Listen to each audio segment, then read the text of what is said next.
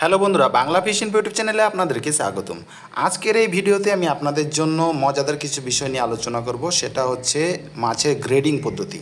তার সঙ্গে সঙ্গে আমি বলবো যে গ্রেডিং পদ্ধতি কেন প্রয়োজন, কী কী কারণে আপনি গ্রেডিং করতে পারেন, আর গ্রেডিং করা মাছ এর কী সুবিধা পাওয়া যায়। এছাড়া গ্রেডিং করা মাছ দিয়ে যদি কেউ পুকুরে মাছ কালচারে দিয়ে থাকে, সেক্ষেত্রে দেখা যাবে যে তার কালচারের যে হারভেস্টিং সময়টা রয়েছে সেটা অনেক কম প্রয়োজন হবে। তাই গ্রেডিং সম্বন্ধে কিছু ইনফরমেশন আমি আপনাদের সঙ্গে শেয়ার করছি।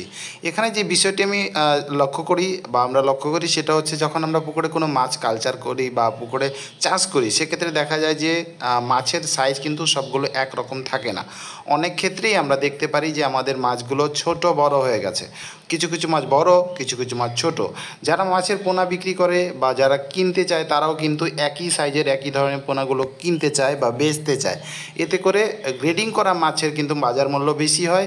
এছাড়াও পোনাগুলো বেচাও কিন্তু বেশ সহজলভ্য হয়ে থাকে এবং ভালো দামে বিক্রয় করা যায়।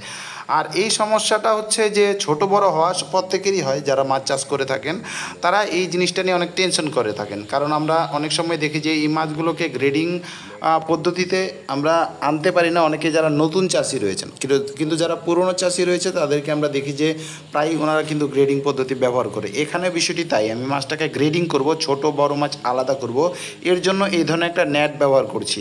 আপনারা ওই ধরনের একটা নেট ব্যবহার করতে পারেন। যেই ধরনের মাছ রয়েছে সেই হিসাবে আপনাকে নেটটা সিলেক্ট করতে হবে। এই নেটের ভিতরে যে ফাঁকাটা রয়েছে, এটা দিয়ে ছোট মাছগুলো বাইরে চলে যাবে এবং বড় মাছ যেটা রয়েছে সেটা এখানে থেকে যাবে। এটাই হচ্ছে গ্রেডিং পদ্ধতি।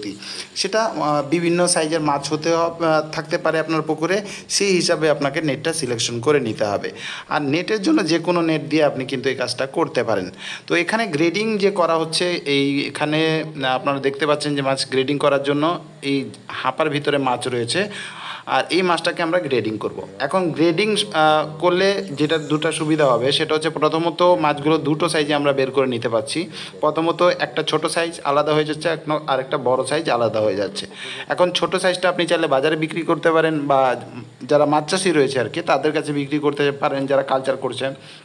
আবার অনেকে রয়েছেন যারা পোনা বিক্রিও করেন, সঙ্গে সঙ্গে কালচার করে থাকেন। আপনার কাছে যদি এই ধরনের বড় সাইজের পোনা থাকে, যেটা আপনি গ্রেডিং করে বড় সাইজের বের করবেন, সেই ধরনের মাছ দিয়ে কিন্তু কালচার অনেক ভালো হয় এবং রেজাল্টটাও খুব ভালো আসে।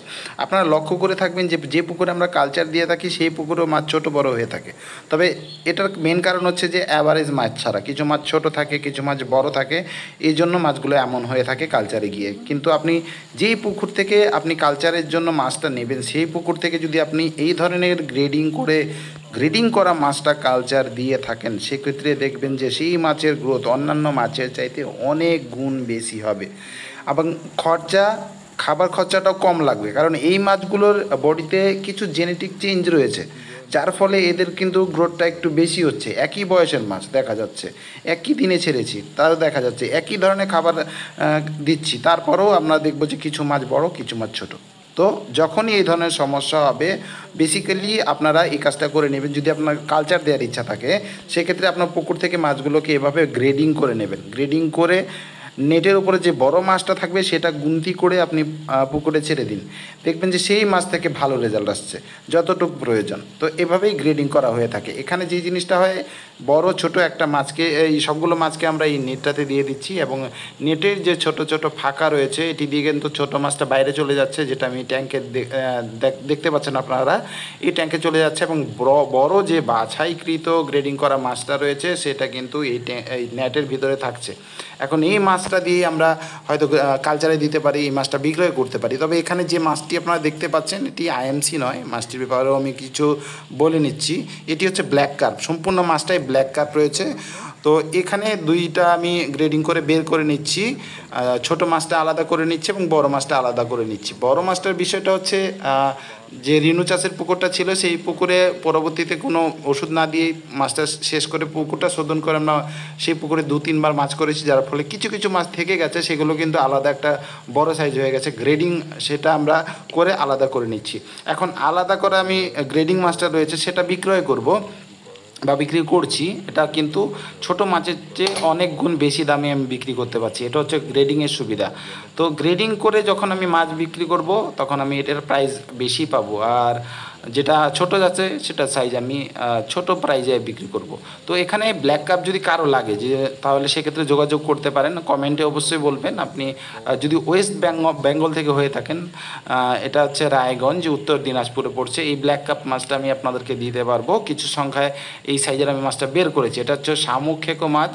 অনেকেই জানেন যে এই ধরনের বড় বড় পোনা মাছ পাওয়া কিন্তু বেশ মুশকিল, অনেকে এই ধরনের পোনা খুঁজেও পান না, কারণ এই ধরনের পোনা বানানো সময় সাপেক্ষ ব্যাপার। আবার যারা পোনা তৈরি করে তারা চান না যে এত সময় নিয়ে মাছগুলো বড় করুক। আর আমরা সাধারণত মাছগুলো তৈরি করে কিছুদিন যেতেই বিক্রি করে দিই, 1 থেকে 1.5 ইঞ্চ হতেই কিন্তু এই ব্ল্যাক কাপগুলো বিক্রি করা শুরু করে দিই। তো এই ধরনের বড় বড় মাছ কিন্তু করা সম্ভব হয় না। তবে এই যে বর্তমান সময়ে আমি ভিডিওটা করছি, আগস্ট মাস চলছে, আগস্ট বা সেপ্টেম্বরের দিকে আমরা এই ধরনের মাছগুলো পাই, যখন যদি আমাদের পুকুরে থাকে।